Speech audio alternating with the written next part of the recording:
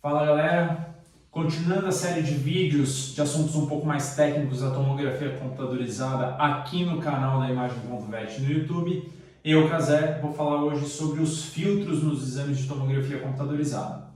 Como que a gente utiliza esses filtros, em que momento que a gente consegue aplicá-los, qual a nuance, qual a diferença entre um filtro duro e um filtro macio. Se você não sabe ou tem alguma dúvida, bora lá assistir o vídeo. Os filtros são recursos que nós aplicamos em cima dos dados brutos a fim de obter imagens diferentes. Tá? Então, ele é um recurso que normalmente ele é muito bem aplicável no equipamento de tomografia, na hora da gente fazer a reconstrução, e aí a gente quer ver uma imagem com um filtro mais macio para avaliação de parênquima, ou um filtro mais duro para avaliação de estruturas que tenham uma margem bem definida. E ele pode ser aplicado no equipamento de tomografia, mas ele também pode ser aplicado num visualizador de imagem DICOM que você tenha. Mas, quando a gente está aplicando num visualizador, a gente está aplicando em cima de uma imagem que já foi reconstruída com um filtro. E isso vai gerar um resultado um pouco uma qualidade pior.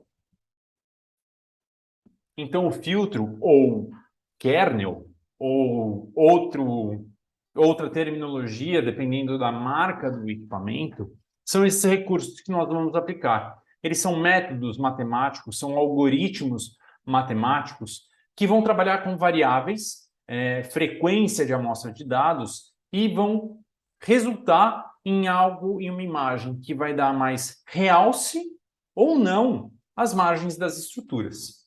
Tá? E normalmente esses filtros, esses kernels, eles estão sempre vinculados a um número no equipamento de tomografia. Quanto menor for o número, mais baixo esse número, mais macia a imagem, mais homogênea, menos ruidosa, com menos grânulos ela vai ter. E aí uma imagem com menos grânulos, e a gente vai ver uns exemplos, elas dão uma imagem mais homogênea, o que é muito melhor quando eu quero avaliar um parênquima. Então, a gente aplica o filtro macio quando a gente vai avaliar um encéfalo, quando a gente vai avaliar parênquima hepático, parênquima esplênico, então o filtro macio sempre vai estar presente no exame de abdômen, no exame de crânio e também no exame de tórax, porque a gente quer avaliar o mediastino. E ali eu tenho densidades que são muito próximas. Então, uma gordura um pouco mais densa, uma gordura menos densa, um fígado com uma densidade um pouquinho menor ou um pouquinho maior do que o habitual, isso eu preciso de uma imagem com uma homogeneidade menos granulada para que eu consiga fazer essa avaliação.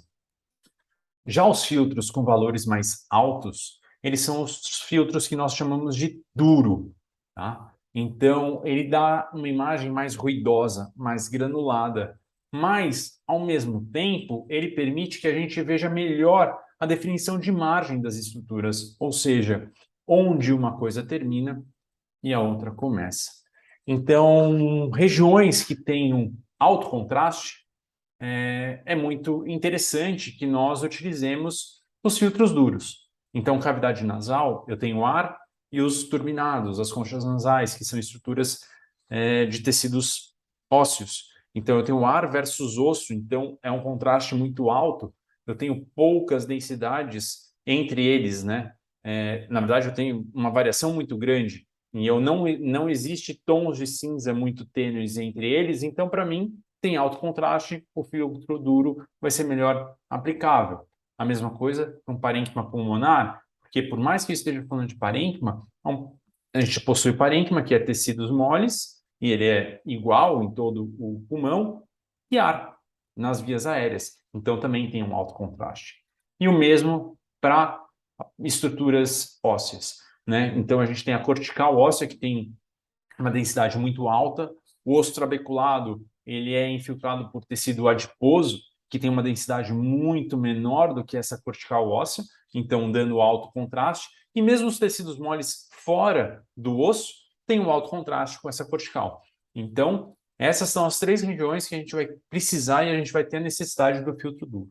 Além delas, num abdômen que eu tenha feito contraste, que eu queira avaliar o percurso de vasos, é muito interessante também o filtro duro, porque ele vai deixar a margem desse vaso mais definido, facilitando que eu siga e que eu consiga avaliar a sequência desse vaso. Se a gente for observar aqui em um exemplo, eu tenho um exame de abdômen aqui, né? Do lado esquerdo eu tenho uma imagem, as duas são pós-contrastes, é o mesmo exame no mesmo momento. Se a gente observar aqui, são duas sequências de 176 imagens e ambas adquiridas às 11 horas e 21 minutos. Ou seja, é o mesmo exame, é o mesmo raw data que foram aplicados filtros diferentes no momento da reconstrução. Então, à esquerda, eu tenho um filtro macio, que se nós formos lá para a região hepática, a gente vai ver que a gente tem um cinza mais homogêneo ao longo de todo esse parênquima, e caso eu tivesse uma alteração de menor densidade, seria mais fácil da gente identificar do que se a gente comparar com a imagem à direita. É uma imagem mais granulada, cheia de pontos escuros e pontos brancos de forma heterogênea. Então, se uma área toda ela tem uma menor densidade, fica mais difícil da gente fazer essa avaliação de forma visual, tá? Então, um exemplo prático aqui, não sei se vocês vão conseguir reparar pelo vídeo, mas eu tenho esta área aqui, ó, que ela tem toda uma menor densidade do que o resto do parênquima hepático. Em compensação, quando eu vejo isso na imagem à direita, agora que a gente identificou, eu consigo até definir esse limite, tá? Mas ele não fica tão claro quanto na imagem à esquerda.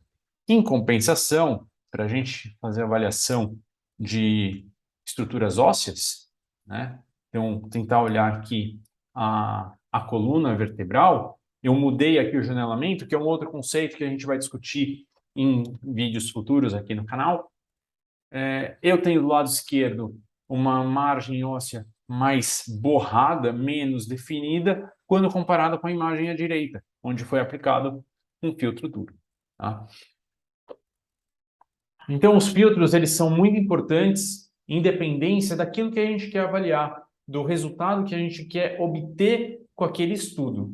Então, se eu tenho um estudo que eu vou avaliar parênquima, eu devo priorizar ou eu devo fazer a reconstrução da imagem a partir do raw data com filtro macio. Se eu preciso de definição de margem em estruturas de alto contraste, ou se eu quero fazer avaliação do percurso de vasos, como em casos de shunt portosistêmico, desvios vasculares, aí eu preciso ou eu devo fazer a reconstrução do raw data com um filtro duro. Espero que vocês tenham gostado desse vídeo. Se gostou, aproveita para deixar seu joinha aqui, curtir nosso canal e a gente se vê no próximo vídeo aqui no canal da Imagem.vet. Um abraço!